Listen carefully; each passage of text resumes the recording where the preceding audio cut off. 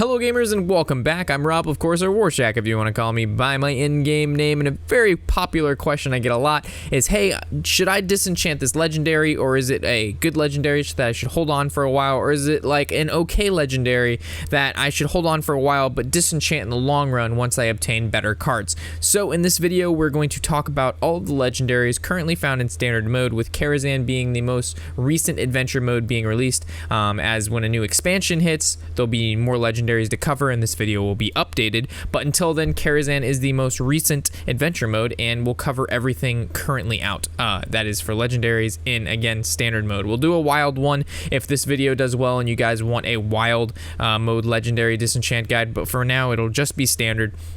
And before we start, we're going to actually break these cards down into 3 tiers. The first tier, which I'm going to call number 1, is going to be cards that you do not disenchant. These are cards that are going to be very useful or are very useful and you do not want to get rid of them. Number 2 is going to be cards that maybe aren't the best legendaries, but if you are a newer or intermediate player and you don't have a lot of cards, then you kind of want to hold on to these legendaries for a while, and then once you obtain a larger collection of cards where you're not really struggling to fill spots in your deck, then you can disenchant these number 2 cards and replace them with number 1s. And then we'll get into the number 3 legendaries, which will be tier 3, and these are the legendaries that you can disenchant and you do not have to worry about them ever affecting your deck. Also keep in mind that this tier ranking system between 1 and 3 is going to be for competitive play. So these cards, the legendaries that I'm talking about, are for competitive decks and competitive play. If you're just looking to have a fun deck, or if you want to build an Anivia Druid deck, sure, the deck will be fun, but is it competitive, and do you see this card a lot in competitive play? No, you do not. So again, all of this is going to be in reference to competitive play and building competitive decks, not so much just fun decks that are, win 20% of the time or 10% of the time. These are legendaries found in good decks and that have proven to be solid staples in the decks that they're in. So without further ado, and now that we've gotten that out of the way, we can get into this. Fandral, definitely a tier 1 legendary, something you do not want to disenchant, due to the fact that this guy is found in almost every single Druid deck you're going to come across on ladder. And even if it's a Druid deck that doesn't have a lot of the choose 1 cards, this is a guy where if he sits on the field for one too many turns, he's gonna be able to generate your opponent enough value through cards such as Nourish, Wrath, Living Roots, Power of the Wild, that they're just gonna outvalue you. So this is kind of a card, even if you don't have the choose 1 cards in your hand and you're not going to be able, you yourself are not going to be able to get the true value from them, your opponent doesn't know that. So you're actually going to get them to use a large quantity of resources if they don't have an effective way of dealing with him immediately, and they're going to waste maybe 2 or 3 cards trying to get rid of a Fandral that you may not have a good combo piece in your hand that works with them. You're only playing them as kind of debate out some of their cards. So this is definitely a tier 1. Anivia is going to be a tier 3. She has never been found in any competitive deck that I've ever known of in ladder. I've tried testing her in Ramp Druid, I've tried testing her in Midrange Druid, I tried testing her before standard mode. She has never been a card that I've ever used or seen someone play against me and they've won. And she's not found in any tournament decks. It's just not a competitive card. You can get rid of this card or disenchant her without any worry that you're hurting your Druid collection whatsoever. Granted, she is a pretty cool card and maybe she'll come in clutch when using Elise or something like that, but do you put her in your Druid deck? The answer is no, and you can disenchant her. Sonaris, this is definitely, I'm going to put him in tier 1, but you can get around playing Druid decks without this guy in there. A lot of the Druid decks now don't have this guy in there, they just have the Fandral, but for, again, he kind of teeters between, a high tier 2 heading to tier 1 and low tier 1, because he's not a staple in every Druid deck you see, right? Like, you picture Warrior and you look at Hellscream. Hellscream's found in almost every single Warrior deck you see, but you can play Druid without Sonaris and it'll be just fine. So, solid card.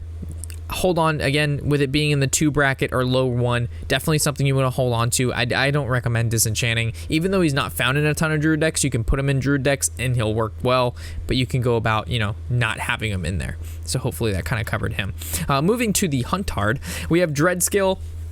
I'm going to put this guy in the 3 section. I was thinking about 2, but then I'm thinking there's muster for battle isn't a thing anymore. It's just too much anti-synergy with the Hunter class. The fact that you're dealing 1 damage to all of your other minions, whether you're unleashing the Hounds, playing Argent Squires, Argent Horse Riders, there's just a variety, the Kindly Grandmother, there's just so much anti-synergy with this card.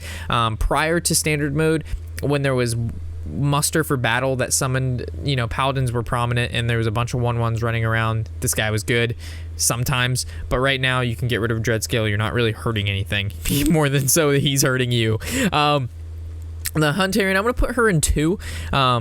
Yeah, so Dreadscale, leaving him at 3. Disenchant, no worries. Sorry if I clarified that, I did, but for some reason I just didn't remember. The Princess, I'm going to put her in 2. She is not found in any competitive Hunter deck. She has a cool ability, though. She's a 5-drop, 6/5, so her stats are there. She is a beast, so she's got some beast synergy. And her battle cry is trigger a friendly minion's death rattle effect. So whether this be a Savannah Highmane, a Sylvanas, Kindly Grandmother, an Infested Wolf, it's good.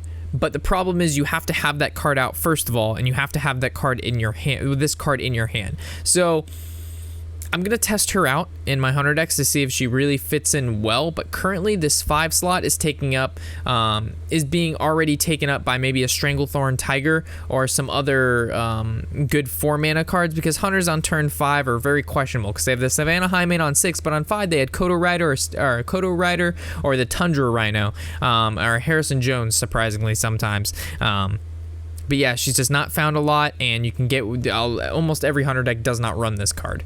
I would be surprised if I saw this card on ladder at all. Besides, you know, on ranks 15 plus when you don't have a lot of cards, and this is what you need to use. Granted, it's not a bad card. It's just not competitive or seen in the competitive aspects of things. So definitely a tier 2 card. Hold on to it for a while. When you get your beggar collection, you can DE or not have to worry about it. But decent card is that. This guy is tier 3. You can disenchant this guy, no problem. You don't have to worry about ever missing out because you don't have Acid Maul in your collection. He's a 7-drop, 4/2. Stats are absolutely horrible. Like, we're talking real bad. And he says, whenever another minion takes damage, destroy it. Yes, you can do Unleash the Hounds, Acid Maul, clear the entire board. While that is a really cool combo, and it clears the board for 10 mana, the Hunters, they're not meant for control. The Hunter hero power is meant to go face. The Hunter class in general has very fast mechanics that it wants the game over by turn 10. If you use Acid Maul with Unleash the Hounds for your turn 10 combo, that is, you're playing Hunter the wrong way. So just not a card you need. King Crush is going to be one of that tier 2 section, so he's not, again, not found in competitive Hunter decks at all. He's too slow. There's a card called Call the Wild that does a little less damage than this guy, but summons 3 dude and costs 1 mana less, and like I said, summons 3 dudes instead of just basing it all off of King Crush.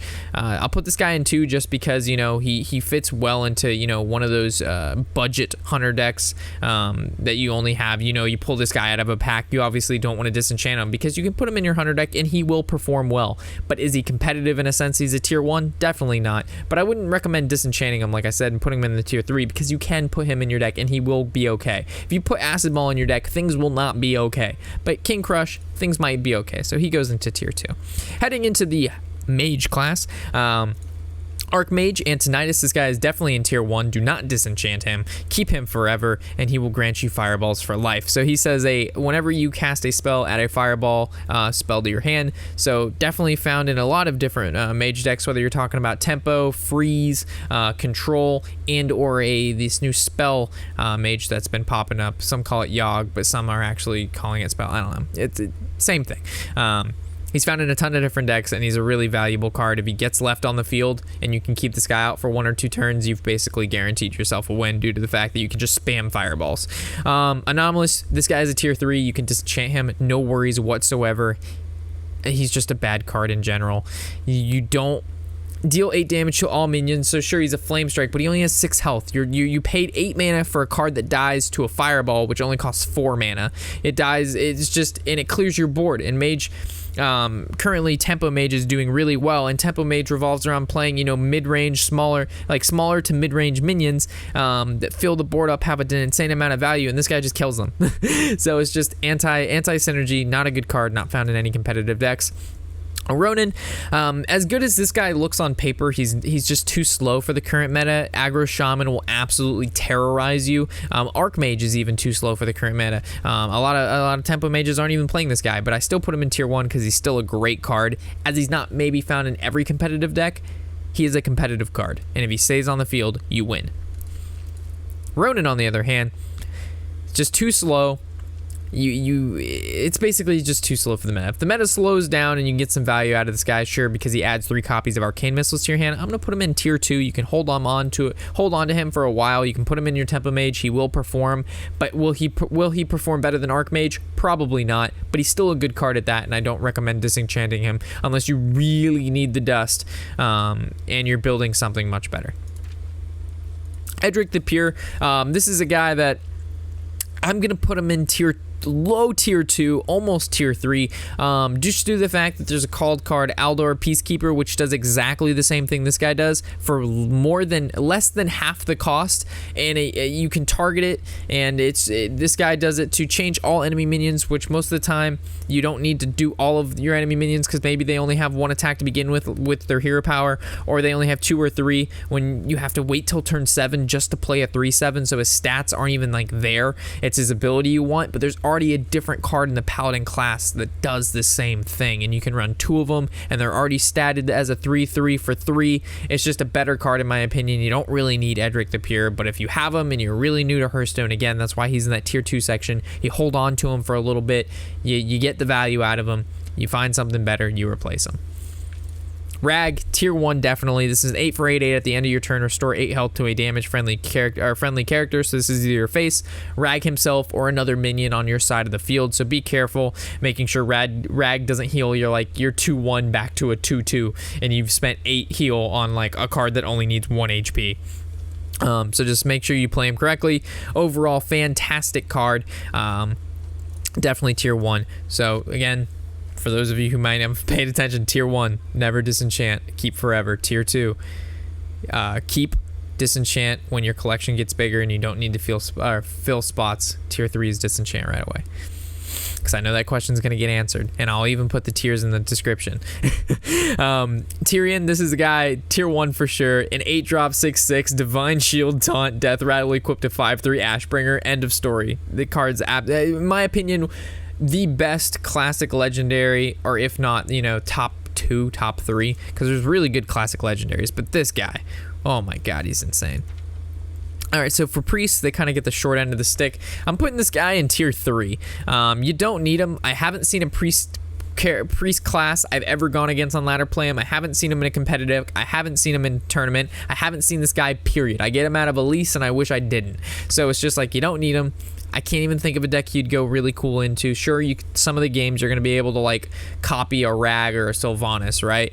But it's not worth the 6-drop 5/5. I'd much rather just play Sylvanas, and I don't have to worry about this guy making sure Sylvanas is already on the board when I play this guy. Just there's tier 3. Confessor Piltress, this is going to be a tier 2 for me. Maybe this is like low tier 1, high tier 2. I don't recommend. She's just too slow.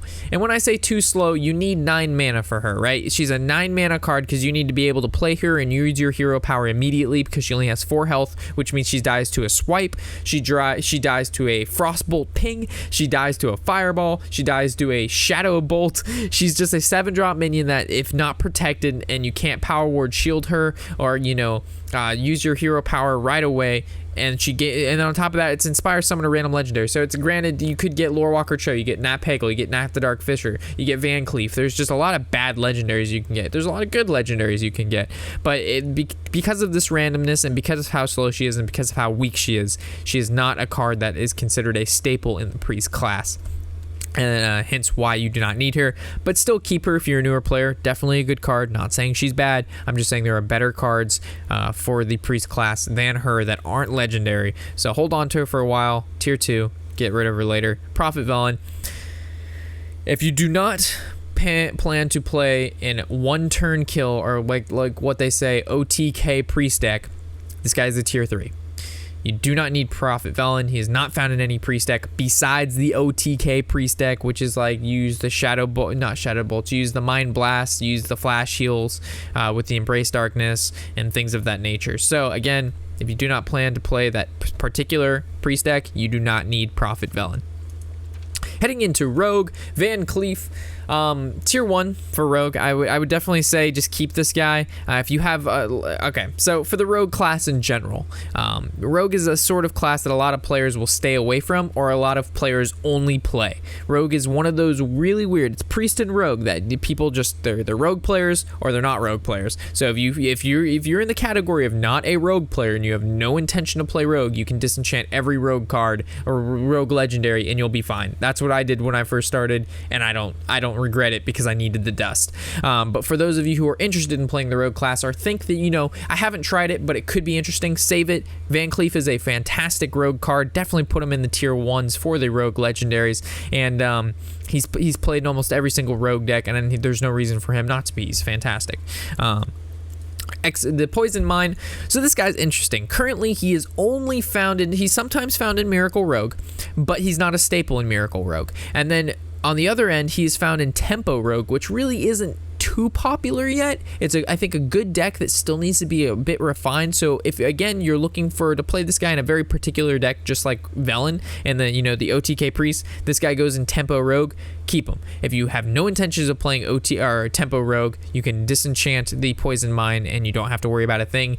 You can play Miracle Rogue without the Poison Mine. The 400 dust is way more valuable than playing the Poison Mine, in my opinion. And a Nubarak, this guy is a tier 3.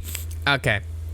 So I know a lot of you are like, what the hell, Rob? What are you talking about? He's a 9-drop 8/4 Death Rattle. Return this to your hand and summon a 4/4 Nerubian. This is infinite value. How can you ever lose when you play this guy? The thing is, you lose to aggro decks. You instantaneously, if you have this guy and you draw him, you cannot play him against an aggro deck because he's just gonna die. And not gonna die, he's gonna get ignored. You paid 9 mana for an 8/4 that your opponent can be like, okay, I'm just going to play 2 cheap taunts with Feral Spirits. You're going to have to get through those, and I'm just going to beat your face in with a Doom Hammer. The meta is too fast for this. Also, the Rogue is not I don't want to say the Rogue isn't a control class because you can play it control-y, but currently, the builds for Rogue are very mid-range to combo based. There's no room for this guy yet. Maybe in an upcoming expansion, Rogue will get some cards to be able to give it the sustain it needs to make it into the late game to give it that control class, but currently, this is just not the card for Rogue. It's a cool card, but you can play any Rogue deck currently out that's competitive without this guy. He is not found in any competitive deck, which again is what this guy is coming down to. Looking at the Shamans, Halaziel the Ascended, he's a very interesting card. He's basically the Reno Jackson of the Shaman class because you can combo this card with Elemental Destruction, allowing you to heal for an astronomical amount of... you can heal for a lot based on the amount of damage you do. But he's found only in a specific kind of Shaman deck. He's not found in a variety, such as like Tunnel Trogs and Totem Golems. So I would say if you have a kind of itch for playing Control Shaman in a way, keep this guy. I would put him in the tier 2 category. And yeah, so we covered a noob. He was tier 3, but I would put this guy in the tier 2 category. Just not tier 1. Alakir's tier 1, but we'll get to him later. So the Mistcaller, again, put this guy in tier 2. He's, again, found in maybe Control Shaman, but even in Control Shaman, the Mistcaller isn't found due to how slow he is and how fast the meta is. So... yeah, it's a good card at that, but for the most part, you can get around playing this guy, or get around not playing this guy in almost any Shaman deck you build, and the deck will perform just as good, or if not better, without having this card. But as a new player, sure, this card is really good, so that's why he's tier 2. Alakir, this guy's tier 1, no doubt. He fits into a variety of different Shaman decks, whether you're playing Control, Mid-Range, or Aggressive Shaman. You give this guy next to a Flame Tongue Totem or a Rock Biter, and you're pushing out some heavy, heavy damage very, very quickly. Granted, he costs 8 mana, so even if you're playing against... okay. So even with the meta being so fast, right? You're like, oh, Rob, you're paying 8 mana for a 3/5. He has Wind Fury, he has Charge, he has Divine Shield, and he has Taunt. So granted, if you're playing against an aggro deck, he's a card that's going to generate you value immediately. You can attack 2 creatures, and he has Taunt, so which means a creature has to attack him first. But cards like a Nub, they have no Taunt, they have no Charge, they have no Death Rattle, they have no Battle Cry. They don't generate any value besides when you kill it, it returns to your hand and you resummon it. That's long-term value. That's a warrior card. And it doesn't help you against the aggro matchups. This guy works well against the aggro matchups if you can make it to turn 8, because he can deal with a lot of different things thrown at you due to all these abilities it has. Heading into the Warlocks legendary, we have Wilfred Fizzlebang. This guy is a tier 3, absolutely horrible in my opinion, and you can disenchant him. He's not found in any competitive decks, and I know a lot of some of you may disagree with my choices, saying that the cards are good, but if you're gonna make the argument the card is good, please make a reference to a deck that it's actually good in. If there's a competitive deck with this card in it, somewhere that got somewhere high in a tournament, you let me know, and I'll say I made a mistake, but Cho'Gall has never seen play in a tournament. He's never been a card where I'm like, wow, that person just got really lucky by playing Cho'Gall in a competitive play at high legend rank. That is never a thing that's ever come out of my mouth. So I would definitely put Cho'Gall in. Oh, I would put this guy in tier 2 just because he's a 7 for 7/7 in Battle Cry. Again, at the lower ranks when you don't have a lot of cards, this is a decent card, but in competitive play at the higher ranks, this is not something you want in your Warlock deck. Lord Draxus, this guy is definitely a tier 1. Fantastic card. I'm not going to go over everything he does. You can kind of Google that if you want, because he changes quite a few things around, but just make sure you do your research. If you don't know, like, destroy your hero and replace it with Lord Draxus, it doesn't tell you it gives you the 3/8 weapon, it doesn't tell you about the reset your health to 15 and all of that shenanigans stuff. So definitely tier 1. Do not disenchant. It is the best Warlock legendary right now. Mal'Ganis was a hard par on that, but Mal'Ganis is no longer available in standard mode. Heading into the Warriors, we have Malkarok. I would definitely put this in tier 1 just because it's good in a variety of different warrior decks. A lot of people don't play this in control, but it fits in control if you really want it to. It's found in the Tempo Dragon Warrior sometimes. It's found in the Tempo Warrior. It's found in Midrange Warrior. It's found in Control Warrior. It's found in Cthulhu Warrior. Maybe not all the time, but at that, it's a good card most of the time and not something you're going to want to disenchant. A lot of value. It's only bad if it gives you Cursed Blade. So don't get mad at me when you keep this card in the first game you play with it. You get Cursed Blade and you yell at me and say this card sucks. It doesn't always give you Cursed Blade unless you're me, and then it gives you Cursed Blade. And then I honestly don't even know why I have this card. I should disenchant it right now, but we're not going to.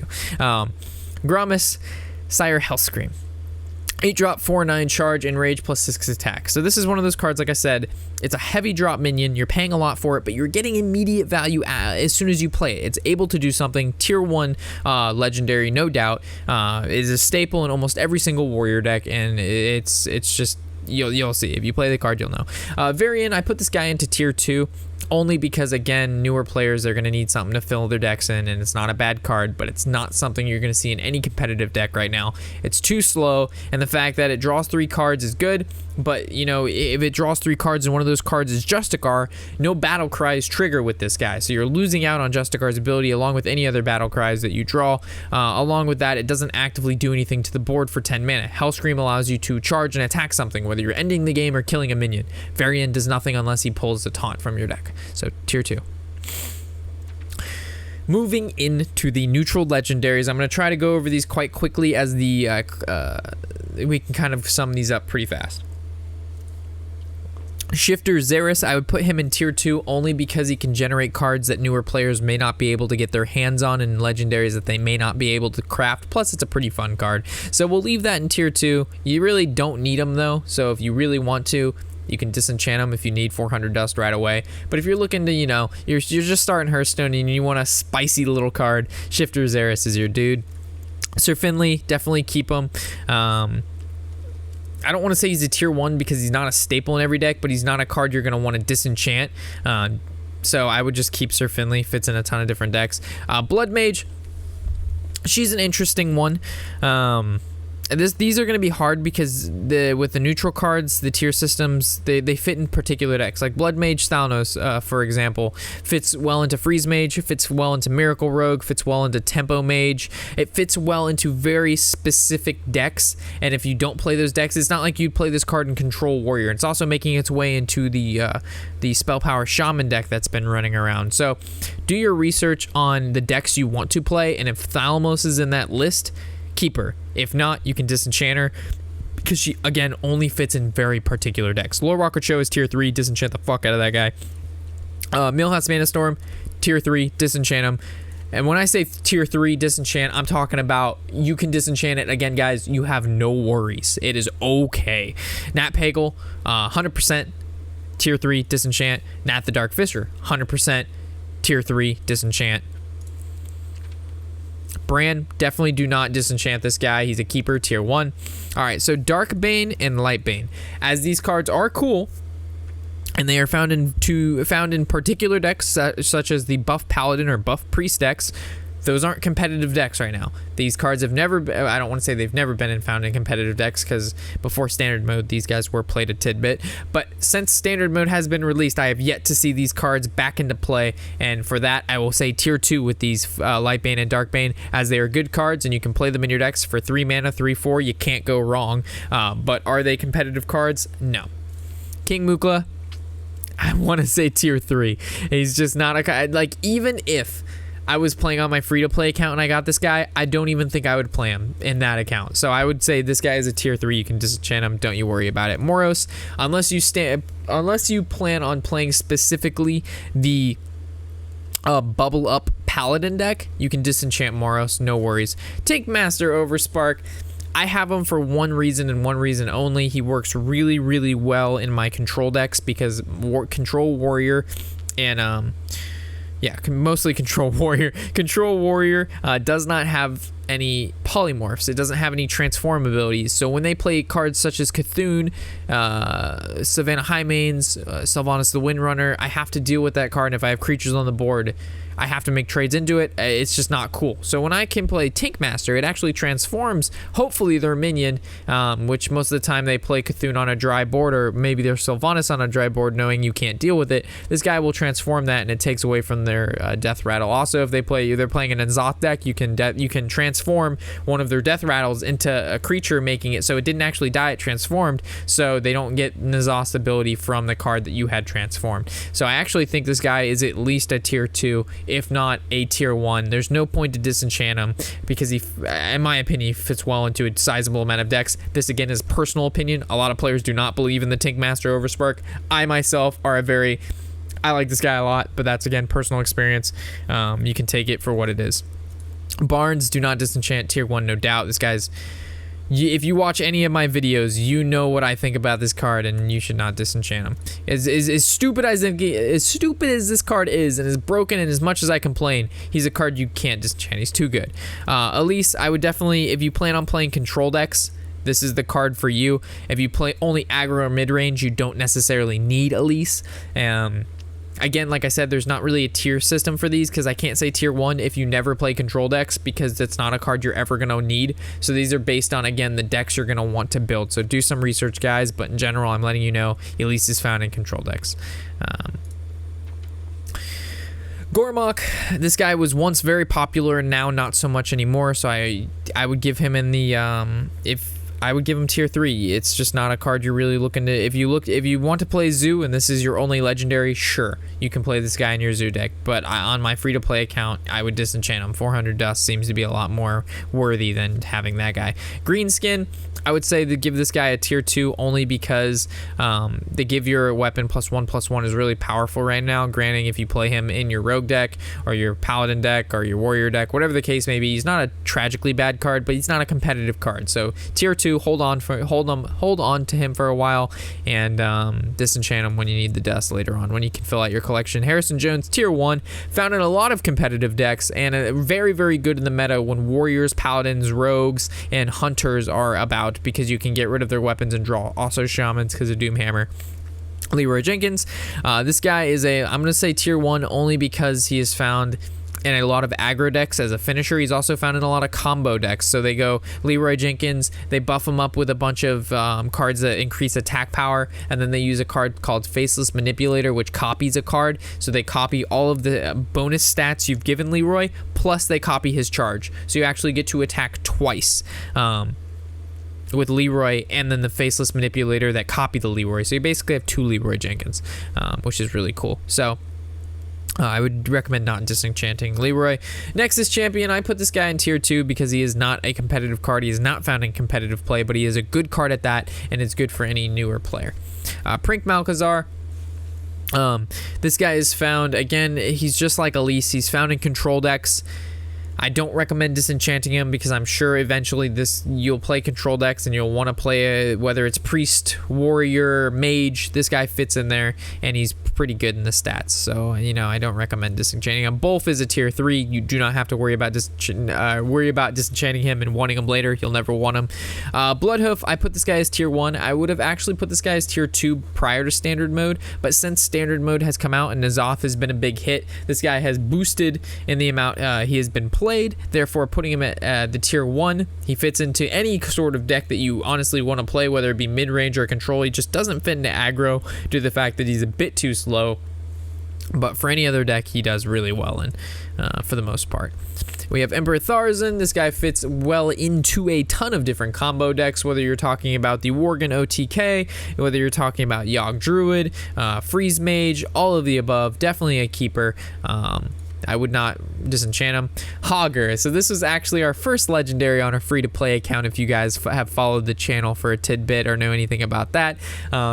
So I would put this guy as tier 2, hold on to him for a bit, get the value out of him, and then when you no longer need him and need to replace him, you can disenchant him. Illidan, again, I would say tier 2. He's not a terrible card to play. He's not horrible, but he's just not competitive. So again, you can hold on to him for a while, play him in a variety of different decks because again, these are the neutral legendaries. You can play them in whatever deck you'd like and replace them when the time has come. Trueheart, tier 1, found in Control Warrior, or good in Warrior, good in Priest, good in Paladin, and there's one more that she's good in Druid in my opinion. Not seen a lot in Druid, but she's actually pretty good in Druid. If you don't believe me, try it. And I definitely do not disenchant the Justicar Trueheart. The Mukla Tyrant of the Veil, I'd say tier 2. Overall, it's a solid card, but not a competitive card. Not really seen in competitive play. And when I say not really seen, not at all. Reno Jackson, definitely tier 1. Very competitive card, found in a lot of different decks, and he's literally the reason that people play one of decks is because Reno Jackson has the ability to heal your hero to full HP. Found mostly in Warlock, but also found in Warrior and also Mage.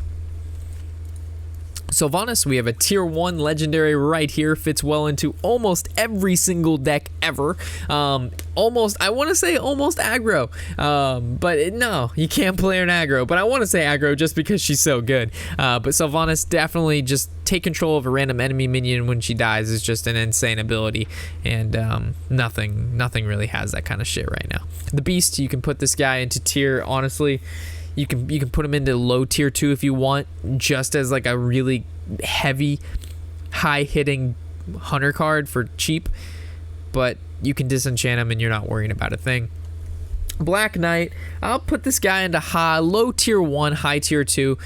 He's not really a staple in any deck, but he's a good card and he'll definitely come in clutch a lot of the games that you play. Maybe not so much now due to the fact that the meta is very quick and taunts aren't a thing, but because the meta's quick, there's a lot of shamans and there's a lot of thing from belows running around, so he's actually not as bad as what people think he is. It's just not played a lot because people don't want to change what they're doing because they net deck, and net decks don't have this guy in there. But honestly, not that bad of a card. I would not recommend disenchanting him for at least a while. Skeleton Knights tier 3, you can disenchant the fuck out of that guy. Baron, all right, so this guy, really good card in Control Warrior. Found in any other deck besides Control Warrior? Not so much currently. So if you have no intention of playing Control Warrior, I would put this guy into tier 2 because you don't need him for any other deck besides that. You can throw him in your deck because he is a good card, but is he a staple in Yogg Druid? No. Is he a staple in Murloc Paladin? No. Is he a staple in Tempo Mage? No. But is he a good card just in general? Yes. Chillmaul. This guy is I don't want to say a staple in most dragon decks because currently the best dragon deck running around is the Tempo Dragon Warrior, which does not run the Chillmaul, but you can run Chillmaul in your Priest deck. You can run them in your Paladin deck with Dragon Paladin, Dragon Priest, and things of that nature. So I'd put this guy into the tier 2 list. Not the best of the legendaries, but still good at that, and you can hold on to him for a while. Hogger, I would say tier 2 just because it's a decent card, not competitive, but decent at that, and good for any new player. Ren Blackhand, Tier 3, you don't need this guy. I know there's gonna be people, oh, Kibler played this dragon and dragon priest and ran blackhand. It's like, dude, that's fine, but the deck isn't competitive. There's too many requirements. If you're holding a dragon, one requirement. Destroy a legendary minion, another requirement. He costs 7 mana and he's an 8/4. There's just a lot of not so good things for the minor good thing he does. So it's not worth it, guys. Just disenchant him. Dust is good. Sky Captain Crag found once in Pirate Rogue, no longer found in Pirate Rogue because pirates took a hit with the loss of ship's cannon. You can disenchant this guy. Definitely tier 3. And like I said, Ren Black and tier 3. Curator, tier 1, fantastic card found in a variety of different decks. I'm not going to go over them all. Twin Emperor, definitely a tier 1, found in every single Cthulhu deck ever, and if you're not playing him in your Cthulhu deck, you've made a mistake. Chromacus, this is an interesting card as it did come from an adventure mode, and if you leave him on the field you win, but he is not a competitive card, but he's not a bad card, so definitely put him in the tier 2 slot here. You can put him in your dragon decks and he's a staple, or not, you can put him in your dragon decks, he's not a staple, but he's a good card if he lives. Gruul, again, I would put him in tier 2, not because he's really good. I would just say it's a card you can play as a newer player. You're going to want to replace this guy because he's not that great. Again, he doesn't have an ability that actively does anything when he gets summoned. The same thing with Chromacus. You're paying 8 mana for a card that does not do anything when you bring him out. So if you're already behind, he doesn't get you any farther ahead unless he lives. Most of the time, if you're behind, he's not going to live because your opponent can just surpass that. Same thing with Gruul. Medivh, I put this guy into this one's a hard one because he fits into a very particular kind of deck. You have to be able to have decent sized spells in the deck, and you have to be in an okay position on turn 8 because when you play this guy, again, you don't get any immediate value from him. So you just have to be careful. I would put him in low tier 1, high tier 2, not something I would disenchant because I'm sure he'll be in a competitive deck once things get hammered out. But currently, yeah, I wouldn't disenchant. Maybe eventually if he turns out to be really good, you have him, but if not, you can disenchant him. Ragnaros, tier 1 for sure, found in a ton of different competitive decks. And look here guys. For 8 mana, you're getting an 8/8. But he can't attack, so you're like, what the fuck? I don't get it. But it says at the end of your turn, deal 8 damage to a random enemy minion. Or a random enemy. I'm sorry, there's no word minion. I'm making shit up. But he does something when he comes out. At the end of your turn, Ragnaros for that you've spent 8 mana has generated some value. He's thrown 8 damage fireball somewhere, whether it's killing a creature, hitting their face. He's done something, unlike cards like Gruul, where at the end of your turn, sure, you gain +1/+1, but he hasn't actively done anything on the board to progress you further in the game. The Boogie Monster is a tier 3. Absolutely horrible. Alexstrasza, I would place her in tier 1, honestly, due to the fact that she can be found in a lot of different decks, whether you're playing combo based, whether you're playing dragon, whether you're playing control. So granted, she is found only competitively in a few select number of decks. In general, you can find her in a lot of different decks on ladder, and is a really good card in my opinion in general. Arc Thief, as this guy is not really found in a competitive play, tier 2 is I think where he belongs due to the fact that you can play him in any deck, and discover the powerful artifact cards are really good. Ice Howl, tier 3, you will not miss this guy. Modormu, tier 3, you will not miss him. Malygos, okay. This guy is currently only found in Malygos Rogue and Malygos Druid. Sometimes Freeze Mage, but you no longer need this guy, so Freeze Mage is a no. So there's 2 decks where Malygos is currently being used competitively. If you have no intention to play either Miracle or Malygos Rogue, which is a really hard deck to play, really fun, but pretty hard for any newer player to play, and then Malygos Druid, which is a semi-same version. It's just a variation of Yogg Druid with another win condition in there. You don't really need Malygos. I'll put him in tier 2 just because he's a really solid card at that, but he's not necessarily a staple in any large majority of competitive decks. Neff, I'm going to put this guy in, again, tier 2.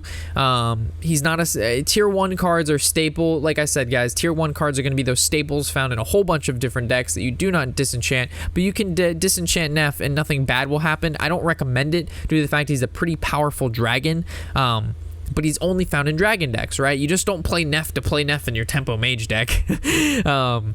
So if dragon decks, he's good. Mostly, you know, control dragon is where you'll find Neff. Overall, good card. I don't recommend going off and just disenchanting him before trying him out. But yeah, Nor's Doomur, I would say low tier 2, if not tier 3. It's a 9-drop 8/8. And he has no real ability besides players only have 15 seconds to take their turn. And I'm sure some players, they have a shitty connection and it takes them longer than 15 seconds to be able to figure out what the fuck's going on. So sure, in those particular matchups, you'll be very happy you had him. But for the most part, he's a dry card. You don't need him. Onyxia, not found in a large number of competitive decks. She's found in Yogg Druid sometimes, and she's found in some I don't even want to say some control warriors. They were found in Tempo Dragon Warrior for a little bit, but then that just kind of got replaced with Deathwing. So tier 2, I would stick Onyxia at. She's not a bad card at all. You can play her in a vast majority of decks, especially Dragon, especially Druid, but not a card you're going to see a whole lot of besides that. Sawgoth, I put this guy in tier 2 for sure. You can play this guy in your mid-range or control decks. Shuts down warrior, shuts down priest. The fact that it cannot be targeted by spells is what makes it so important. So you look at this guy, he's a 9-drop 5/9. You're like, the stats suck. Taunt, that's good, but the thing is, it cannot be targeted by spells or hero powers, which means they can't polymorph, they can't sap, they can't execute, they can't shield slam. They have to kill this with creatures, and if you're playing against maybe an aggro deck, they're sacrificing their entire board to deal with this guy. If this didn't have taunt, he'd be bad, but he has taunt, which makes him good. All right, so we're heading into our last bit here. Ysera tier 1 for sure, in my opinion, even though she is not found in competitive play, guys. This is, again, kind of my opinion. She's a good card that you can play in almost any deck besides aggro, and she'll generate value, and along with dragons. It's just not a card I would recommend disenchanting. Cthulhu tier 1 for sure. Do not disenchant this guy. Most of you already have him because you logged in during the Old Gods promotion and they gave you a free Cthulhu. But you can build a Cthulhu deck with any archetype, whether it's priest or any class, I should say, whether it's priest, warrior, mage, warlock. This guy works well in all of those. Deathwing, he's currently only found in Cthulhu tier 1. Deathwing, I would say tier 2, as he's only found in Dragon Temple Warrior, but because he's a neutral legendary, you can play him in any deck you want. He's also sometimes found in Control Dragon Warrior, but those decks are pretty expensive, and if you have those decks, you most likely don't need the dust anyway, so... Deathwing the Dragon Lord, I don't like this card at all. I never have. A lot of people like it because Kibler plays Dragon decks, and he makes these cards look really, really good, but in actuality... they're not that good. Not to say he's not a good player or whatever. That's not what I'm trying to say. I'm just saying in competitive play, you will never see a player play this guy. And I put him in tier 2 I don't even put tier 3. Yeah, this guy's a tier 3. You don't need him. N'Zoth tier 1 for sure. This card is absolutely phenomenal. Again, just like Cthulhu, you can play this guy in any class and build a deck around him, and he's really, really good. Yogg-Saron, the card we wish never existed in Hearthstone. Tier 1 for sure. Fits well into any single deck that has more than 10 spells in the deck, which is almost every deck that's out there. So it's just, again, just like N'Zoth and Cthulhu, fits well into almost any single deck.